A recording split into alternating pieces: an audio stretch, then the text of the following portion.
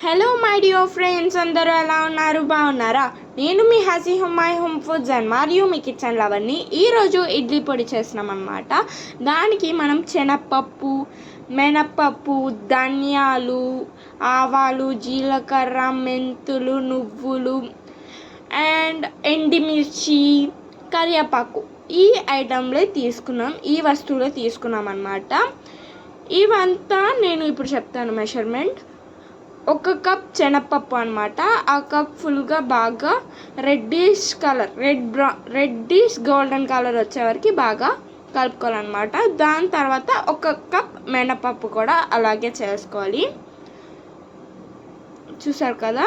ఇప్పుడు అదే కప్లో 1/2 కప్ ధనియాలు బాగా కలుపుకోవాలన్నమాట. కలిపేసి 2 టేబుల్ స్పూన్ నువ్వులు బాగా సౌండ్ వచ్చాక అది తీసి పక్కన పెట్టుకోవాలన్నమాట.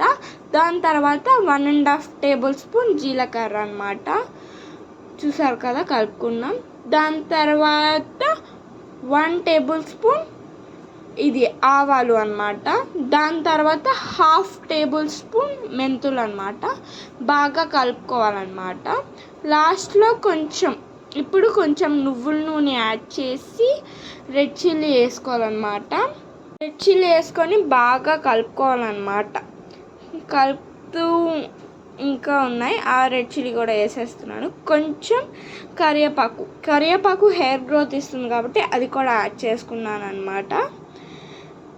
ఇవి అంతా బాగా ఇది క్రిస్పీగా వచ్చాక కొంచెం పెట్టుకొని ఆరిన తర్వాత ఆడించుకోవాలి. ఆడించి ఉప్పు, ఇంగువ వేసుకొని బాగా కలుపుకొని నెయ్యి వేసుకొని బాగా కలుపుకొని దాని తర్వాత ఇడ్లీలో అయినా, వేడన్నంలో అయినా, దోశలో అయినా వేసి తింటే ఉంటుంది.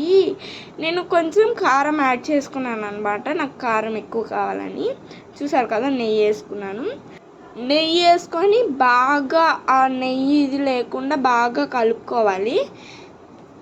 సబ్స్క్రైబ్ చేయండి, లైక్ చేయండి, షేర్ చేయండి, కామెంట్ చేయండి. బాయ్.